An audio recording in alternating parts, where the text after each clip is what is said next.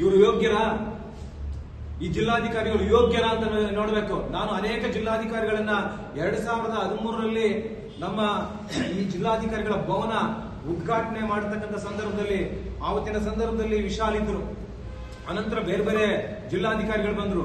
ಪ್ರಾಮಾಣಿಕವಾಗಿ, ಪರಿಣಾಮಕಾರಿಯಾಗಿ, ಪಾರದರ್ಶಕವಾಗಿ ಕೆಲಸ ಮಾಡತಕ್ಕಂಥ ಜಿಲ್ಲಾಧಿಕಾರಿಗಳನ್ನ ನಾವು ನೋಡಿದ್ದೇವೆ. ಮೊದಲನೇ ಜಿಲ್ಲಾಧಿಕಾರಿ ಇವರು ಈ ರೀತಿ ಕಣ್ಣು ಮುಚ್ಚಿಕೊಂಡು ಸಹಿ ಹಾಕಿ ಮೇಲಧಿಕಾರಿಗಳಿಗೆ ಕಳಿಸ್ತಾರೆ ಅಂತ ಹೇಳಿದ್ರೆ ಇವರು ಕಣ್ಣು ಮುಚ್ಕೊಂಡೇ ಮಾಡಿರ್ತಕ್ಕಂಥದ್ದು. ಯಾಕಂದ್ರೆ ಜಿಲ್ಲಾ ಉಸ್ತುವಾರಿ ಸಚಿವರು ಯಾರು? ಜಿಲ್ಲಾ ಉಸ್ತುವಾರಿ ಸಚಿವರು ಇವರಲ್ಲ, ಉನ್ನತ ಶಿಕ್ಷಣ ಸಚಿವರು ಇವರಲ್ಲ. ಆದ್ರೆ ಇದನ್ನೆಲ್ಲ ಉಲ್ಲೇಖ ಮಾಡಿ ಇವರು ಕಳಿಸ್ತಾರೆ ಅಂತ ಹೇಳಿದ್ರೆ ಯಾವನ ಟೈಪ್ ಮಾಡ್ಕೊಂಡು ಬಂದ ಕೊಟ್ಟ ಇದಕ್ಕೆ ಸಹಿ ಮಾಡಿ ಕಳಿಸ್ತಾರೆ. ಹಾಗಾಗಿ ನಾನು ಇವತ್ತು ಕರ್ನಾಟಕ ಸರ್ಕಾರಕ್ಕೆ ನಾನು ಒತ್ತಾಯ ಮಾಡ್ತೇನೆ. ಮಾನ್ಯ ಜಿಲ್ಲಾ ಉಸ್ತುವಾರಿ ಸಚಿವರಿಗೂ ಕರ್ನಾಟಕ ಸರ್ಕಾರಕ್ಕೂ ಇವತ್ತು ಮಾನ್ಯ ಮುಖ್ಯಮಂತ್ರಿಗಳಿಗೂ ಕೂಡ ಇಂಥ ನಾಲಾಯಕ ಜಿಲ್ಲಾಧಿಕಾರಿಗಳನ್ನ ಕೂಡಲೇ ಇವರನ್ನು ಅಮಾನತು ಮಾಡೋದಲ್ಲ, ವಜಾ ಮಾಡಬೇಕು ಅನ್ನುವಂಥದ್ದನ್ನ ಇವತ್ತು ಈ ಸಂದರ್ಭದಲ್ಲಿ ನಾನು ಕರ್ನಾಟಕ ಸರ್ಕಾರಕ್ಕೆ ಇವತ್ತು ಒತ್ತಾಯ ಮಾಡ್ತಾ ಇದ್ದೇನೆ. ಈ ರೀತಿ ಅನೇಕ ಪ್ರಕರಣಗಳು. ಅದೇ ನಗರಸಭೆ ವ್ಯಾಪ್ತಿಗೆ ಬರ್ತಕ್ಕಂಥ ಡೀಮ್ಡ್ ಫಾರೆಸ್ಟ್ ಅಲ್ಲಿ ಇರ್ತಕ್ಕಂಥದ್ದನ್ನ 26 ಎಕರೆ ನಮಗೆ ಮಂಜೂರು ಮಾಡಬೇಕು ಅಂತ ಹೇಳಿ ಇವ್ರದೇ ಯಾವ್ದು ಗಂಗಾಧರೇಶ್ವರ ಟ್ರಸ್ಟ್ ಅಂತ ಹೇಳಿ ಈ ಟ್ರಸ್ಟ್ಗೆ 26 ಎಕರೆ ಬೇಕು ಅಂತ ಕೇಳ್ತಾರೆ.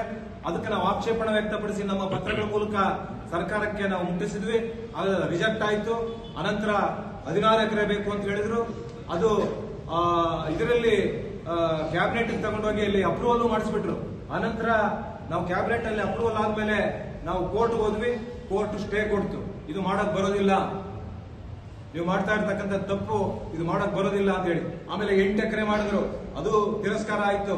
ಮತ್ತೆ ಅದು ರಿಜೆಕ್ಟ್ ಆಯ್ತು. ಸ್ವಾಮೀಜಿ ಮಠದಿಂದ ನನಗೂ ಫೋನ್ ಮಾಡಿದ್ರು, ಯಾರು ಲಿಂಗೇಶ್ ಅಂತ ಫೋನ್ ಮಾಡಿದ್ರು.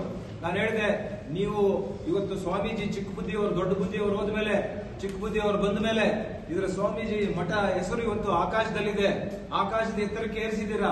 ಇವ್ರ ಜೊತೆ ಸೇರಿದ್ರೆ ನಿಮ್ಮ ಮಠಕ್ಕೆ ಕೂಡ ಕಪ್ಪು ಮಸಿ ಬಳಿತಾರೆ, ದಯಮಾಡಿ ಇವರು ಸಂಘ ಬಿಡಿ ನೀವು ಅನ್ನುವಂಥದ್ದನ್ನ ಆ ಸಂದರ್ಭದಲ್ಲಿ ಅವ್ರು ಹೇಳಿದ್ರು. ಅದು ಬಿಟ್ವಿ. ಆದ್ರೆ ಪದೇ ಪದೇ ಇವ್ರ ಚಾಳಿ ಇತ್ತೀಚೆಗೆ ರಾಜ್ಯ ಹೈಕೋರ್ಟ್ ಕೂಡ ಹುಲ್ಲು ಬನ್ನಿ ಖರಾಬ್ ಇವತ್ತೇನು ಮಾರಾಟ ಮಾಡಿದ್ದಾರೆ ಇವರು ಅಂತ ನಾವೇನು ಪದೇ ಪದೇ ಆರೋಪ ಮಾಡ್ತಾ ಇದ್ವಿ, ಹಲವಾರು ವರ್ಷಗಳಿಂದ ಆರೋಪ ಮಾಡ್ತಾ ಇದ್ವಿ. ರಾಜ್ಯ ಹೈಕೋರ್ಟ್ ಇವತ್ತು ಅದನ್ನ ಏನಿವತ್ತು ಹೌದು ಇವರು ಮಾಡಿದ್ದಾರೆ, ಸಾಬೀತಾಗಿದೆ. 45 ದಿನಗಳಾಗಿದೆ. ಯೋಗ್ಯತೆ ಇಲ್ಲ ಈ ಜಿಲ್ಲಾಧಿಕಾರಿಗಳಿಗೆ. ಆ ಜಾಗ ಎಲ್ಲಿದೆ ಅಂತ ಗೊತ್ತಿಲ್ಲ. ಆ ಹುಲ್ಲು ಬನ್ನಿ ಖರಾಬು ಯಾರು ಮಾರಿರೋದು? ಮಕ್ಮಲ್ ಟೋಪಿ ಹಾಕಿರೋದು ಬುದ್ಧಿವಂತರಿಗೆ, ವಿದ್ಯಾವಂತರಿಗೆ. ಇವತ್ತು ಸರ್ಕಾರಿ ಶಾಲೆಗಳಲ್ಲಿ ಪಾಠ ಹೇಳ್ಕೊಡ್ತಕ್ಕಂಥ ಟೀಚರ್ಸ್ಗೆ ಮಕ್ಮಲ್ ಟೋಪಿ ಹಾಕಿರ್ತಕ್ಕಂಥದ್ದು ಇವ್ರ ತಂದೆ ಮಕ್ಕಳು. ಆದ್ರೆ ಇವ್ರ ಚಾಳಿ ಬಿಟ್ಟಿಲ್ಲ, ಇವತ್ತವರೆಗೂ ಕೂಡ ಬಿಟ್ಟಿಲ್ಲ. ಇವ್ರ ಚಾಳಿ ಇಷ್ಟೆಲ್ಲ ಆದ್ರೂ ಕೂಡ ಕೋರ್ಟ್ ಸಾಬೀತಾಗಿದೆ. ಕೋರ್ಟ್ ಅಲ್ಲಿ ನ್ಯಾಯಪೀಠ ಹೇಳಿದೆ. ನ್ಯಾಯಪೀಠ ಏನ್ ಹೇಳಿದೆ ಅಂತ ಹೇಳಿದ್ರೆ, ಇವರು ಆ ಒಂದು ಸೇಲ್ ಡೀಡ್ ಮಾಡಕ್ ಮೊದಲು ವಿಭಾಗ ಪತ್ರ ಮಾಡ್ಕೊಳ್ತಾರೆ. ತಂದೆಗೆ 14 ಸೈಟು, ದೊಡ್ಡ ಮಗನಿಗೆ 14 ಸೈಟು, ಸುಧಾಕರ್ಗೆ 14 ಸೈಟು. ವಿಭಾಗ ಪತ್ರದಲ್ಲಿ A schedule, B schedule, C schedule ಅಂತ ಇದನ್ನೆಲ್ಲ ಕೂಡ ರಾಜ್ಯ ಹೈಕೋರ್ಟ್ ಪೀಠ ಅಬ್ಸರ್ವ್ ಮಾಡಿದೆ. ಈ ಸಿ ಶೆಡ್ಯೂಲ್ ವ್ಯಕ್ತಿ ಇವರು ಕೂಡ ಹುಲ್ಲು ಬನ್ನಿ ಖರಾಬ್ನಲ್ಲಿ ಫಲಾನುಭವಿ ಆಗಿದ್ದಾರೆ. ಇವರು ಯಾಕೆ ಹೊರಗಿದ್ದಾರೆ, ಯಾಕೆ ಬಿಟ್ಟಿದ್ದಾರೆ, ಇವರನ್ನು ಕೂಡ ಸೇರಿಸಬೇಕು ಅನ್ನುವಂತ ಒಂದು ಅಂಶವನ್ನ ಬೆಳಕಿಗೆ ತಂದಿದ್ದಾರೆ. ಆದ್ರೆ ಈ ಚಾಳಿ ಇವತ್ತು ಕೂಡ ಬಿಟ್ಟಿಲ್ಲ. ಈ 50 ಕೋಟಿ ರೂಪಾಯಿ ಪ್ರಾಪರ್ಟಿಯನ್ನ ನಗರಸಭೆ ಸರಹದ್ದಿನ ವ್ಯಾಪ್ತಿಯಲ್ಲಿ ಇರ್ತಕ್ಕಂಥದ್ದು ಇವ್ರು ಹೇಳ್ತಕ್ಕಂಥದ್ದು, ಇವ್ರು ವರದಿ ಕೊಟ್ಟಿರ್ತಕ್ಕಂಥದ್ದು ನಗರಸಭೆ ಹೊರಗಿರ್ತಕ್ಕಂಥದ್ದು, ಸರಹದ್ದಿನ ಹೊರಗಿರ್ತಕ್ಕಂಥದ್ದು. ಆದ್ರೆ ಮೇಲಧಿಕಾರಿಗಳಿಗೆ ಈ ರೀತಿ ಸುಳ್ಳು ವರದಿಯನ್ನ ಕಳಿಸ್ತಕ್ಕಂಥ ನಾಲಾಯಕ್ ಜಿಲ್ಲಾಧಿಕಾರಿನ ಕೂಡಲೇ ವಜಾ ಮಾಡಬೇಕು. ಅಮಾನತಲ್ಲ, ವಜಾ ಮಾಡಬೇಕು. ಇಂಥ ನಾಲಾಯಕ್ ಜಿಲ್ಲಾಧಿಕಾರಿಗಳಿದ್ರೆ ಜಿಲ್ಲೆಯಲ್ಲಿ ಮುಂದಿನ ಪೀಳಿಗೆಗೆ ಒಂದು ಗುಂಟೆ ಜಾಗ ಸಿಕ್ಕೋದಿಲ್ಲ, ಮಾರಾಟ ಮಾಡಿಬಿಡ್ತಾರೆ ಅವರು. ಈ ರೀತಿ ಆಸಾಮಿಗಳು. ಯಾಕಂದ್ರೆ ಇವ್ರು ಲ್ಯಾಂಡ್ ಗ್ರಾಬರ್ಸ್. ಈಗಾಗಲೇ ನಾನು ಅನೇಕ ಸಾರಿ 1000 ಸಾರಿ ಹೇಳಿದ್ದೀನಿ, ಇವ್ರು ಭೂಗಳ್ರು ಅಂತ. ಅವ್ರ ಚಾಳಿ ಅವ್ರು ಬಿಟ್ಟಿಲ್ಲ. ನಿಮ್ಗೆ ಜಿಲ್ಲಾಧಿಕಾರಿಗಳಾಗಿ ನಿಮ್ಗೇನಾಗಿದೆ ರೋಗ?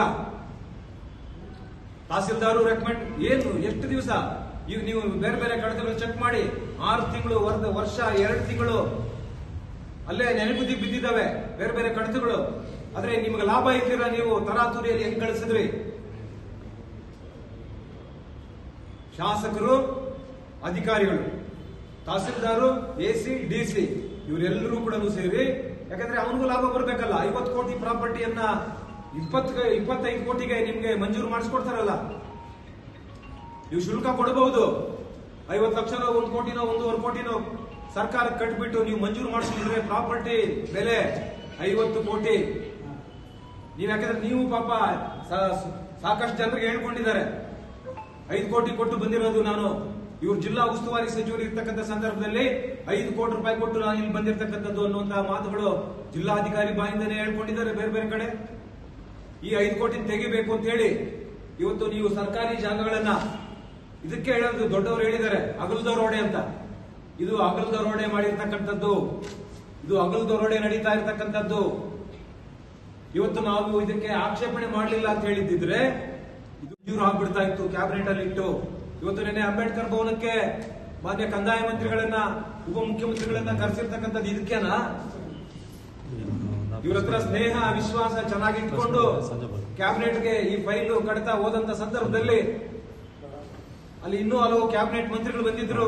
ಆದ್ರೆ ನಿಮ್ಮ ಪರವಾಗಿ ಕಡತ ಕ್ಯಾಬಿನೆಟ್ ಹೋದಾಗ ನಿಮ್ಮ ಪರವಾಗಿ ಮುದ್ರೆ ಒತ್ತೋದಕ್ಕ ಅವ್ರನ್ನೆಲ್ಲ ಕರೆಸಿರ್ತಕ್ಕಂಥದ್ದು.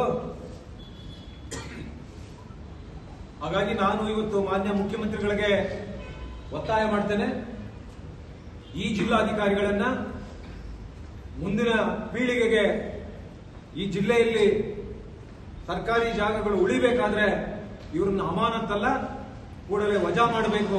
ನನಗೆ ಅನುಮಾನ ಬರ್ತದೆ ಇವರ ನಡೆ ನೋಡಿದಾಗ, ಇವ್ರು ನಿಜವಾಗ್ಲೂ ಕೂಡ IAS ಪಾಸ್ ಆಗಿ ಬಂದಿದ್ದಾರ ಅಥವಾ ಗೋಲ್ಮಾಲ್ ಆಗಿ ಪಾಸ್ ಆಗಿ ಬಂದಿದ್ದಾರ ಅನ್ನುವಂತ. ಯಾಕಂದ್ರೆ ಇವ್ರ ನಡೆಗಳು ಆ ತರ ಇದೆ. ಇವ್ರ ನಡೆ ಎಷ್ಟು ಸುಳ್ಳು ಹೇಳ್ತಾ ಇದ್ದಾರೆ ಅಂತ ಹೇಳಿದ್ರೆ, ನಗರಸಭೆ ವ್ಯಾಪ್ತಿ, ನಗರಸಭೆ ಸರಹದ್ದಿನ ಒಳಗಿರ್ತಕ್ಕಂಥದ್ದನ್ನ ನೀವು ಮಂಜೂರು ಮಾಡಿದ್ರು. ಅವ್ರು ಹೇಳಿದ್ರು, ನಾನು ಅಲ್ಲಿ ಕುಂತಿದ್ದೆ ಪ್ರಾದೇಶಿಕ ಆಯುಕ್ತರ ಜೊತೆಯಲ್ಲಿ, ನೀವು DC ಆಗಿ ನಿಮಗೆ ಗೊತ್ತಿಲ್ವಾ ನಗರಸಭೆ ವ್ಯಾಪ್ತಿಯಿಂದ ಎಷ್ಟು ಕಿಲೋಮೀಟರ್ ದೂರದಲ್ಲಿ ಇರಬೇಕು ಮಂಜೂರು ಮಾಡಬೇಕಾದ್ರೆ? ನಾನು ಹೇಳಿದೆ ಅವರಿಗೆ, ಸರ್ ನಾವು ಪ್ರತಿ ದಿನ 16 ಸಾರಿ ಅಲ್ಲೇ ಓಡಾಡೋದು, ಇದು 2 ಕಿಲೋಮೀಟರ್ ಕೂಡ ಇಲ್ಲ ಸರ್ ಅಂತ. ಅವ್ರು ಹೇಳಿದ್ರು ಪರ್ಸನಲ್ ಆಗಿ ನಾನೊಂದು ನಮ್ಮ ಅಧಿಕಾರಿನ ಯಾರನ್ನಾದ್ರೂ ಕಳಿಸಿ ನಾನು ತಿಳ್ಕೊಂತೀನಿ ಅಂತ. ಅವ್ರು ತಿಳ್ಕೊಳ್ಳೋಕ್ ಮೊದಲೇ ನಾನು PWD ಇಲಾಖೆಗೆ ಒಂದು ಅರ್ಜಿಯನ್ನ ಕೊಟ್ಟು ಇದರ ಡಿಸ್ಟೆನ್ಸ್ ಎಲ್ಲ ತಗೊಳ್ಬೇಕು ಅಂತ ಹೇಳಿ ನಾವು ತಗೊಂಡಾಗ ನಮಗೆ ಸರಿಯಾದಂತ ಮಾಹಿತಿ ಸಿಕ್ತು, ನಗರಸಭೆ ವ್ಯಾಪ್ತಿ ಒಳಗಡೆ ಇದೆ ಅಂತ. ಆದ್ರೆ ಇವತ್ತು ಕೂಡ ನೀವು ಸರ್ಕಾರ ಕಳಿಸೋದ್ರಲ್ಲಿ ಒಂದು ಕಡೆ ಮಾಜಿ ಸಚಿವರು ಅಂತ ಹೇಳ್ತಾರೆ, ಇನ್ನೊಂದು ಕಡೆ ಜಿಲ್ಲಾ ಉಸ್ತುವಾರಿ ಸಚಿವರು ಅಂತ ಹೇಳ್ತಾರೆ, ಇನ್ನೊಂದು ಕಡೆ ಉನ್ನತ ಶಿಕ್ಷಣ ಸಚಿವರು ಅಂತ ಹೇಳ್ತಾರೆ. ಆದ್ರೆ ಯಾವ ಪ್ರಕರಣಗಳಿದಾವೆ, ಅದು ನೆಕ್ಸ್ಟ್ ಮುಂದಿನ ಒಂದು ಪತ್ರಿಕಾಗೋಷ್ಠಿಯಲ್ಲಿ ನಾನು ತರ್ತೇನೆ. ಅತ್ಯಂತ ಆಗುವಂತ ಪ್ರಕರಣಗಳಿದಾವೆ ಮತ್ತು PTCL ಪ್ರಕರಣಗಳಲ್ಲಿ ಕೂಡ ಇವ್ರಿಗೆ ಇಷ್ಟ ಬಂದಂಗೆಲ್ಲ ಖಾತೆ ಮಾಡಿರ್ತಕ್ಕಂಥದ್ದಿದೆ. ತಹಸೀಲ್ದಾರ್ ಇನ್ನು ಮುಂದೆ ನಮ್ಮ ಚಿಂತಾಮಣಿಯಲ್ಲಿ ಸಬ್ ರಿಜಿಸ್ಟ್ರು ಬೇಕಾಗಿಲ್ಲ, ಸಬ್ ರಿಜಿಸ್ಟ್ರು ಕಚೇರಿ ನಮ್ಮ ಚಿಂತಾಮಣಿಯಲ್ಲಿ ಬೇಕಾಗಿಲ್ಲ. ಯಾಕೆ ಅಂತ ಹೇಳಿದ್ರೆ, ನೀವು ಅಗ್ರಿಮೆಂಟ್ ಮಾಡಿಕೊಂಡ್ರೆ ಚಿಂತಾಮಣಿಯಲ್ಲಿ ನೀವು ಅಗ್ರಿಮೆಂಟ್ ಮಾಡಿಕೊಂಡ್ರೆ ಮಾಡಿ ಪ್ರವೇಶನ್ ಮಾಡತಕ್ಕಂಥ ತಹಸೀಲ್ದಾರ್ ಚಿಂತಾಮಣಿಯಲ್ಲಿದ್ದಾರೆ. ಈ ನಡೆಗಳನ್ನೆಲ್ಲ ನೋಡಿದಾಗ ನಮಗೆ ಇವರ ಎಲ್ಲ ಅಧಿಕಾರಿಗಳ ಮೇಲೆ ಕೂಡ ಅನುಮಾನ ಬಂದಿದೆ. ಇವತ್ತು ಈ ರೀತಿ ಸಾರ್ವಜನಿಕವಾಗಿ ಅಗಲದೊರಡೆ ಮಾಡತಕ್ಕಂಥ ಕೆಲಸಕ್ಕೆ ಇವರು ಇಳಿದಿದ್ದಾರೆ. ತಕ್ಷಣ ಇವರ ಮೇಲೆ ಕ್ರಮ ಜರುಗಿಸಬೇಕು, ಕೂಡಲೇ ಈ ಜಿಲ್ಲಾಧಿಕಾರಿಗಳನ್ನ ವಜಾ ಮಾಡಬೇಕು ಅನ್ನುವಂತ ಒತ್ತಾಯವನ್ನ ಸರ್ಕಾರಕ್ಕೆ ನಾನು ಮಾಡ್ತೇನೆ.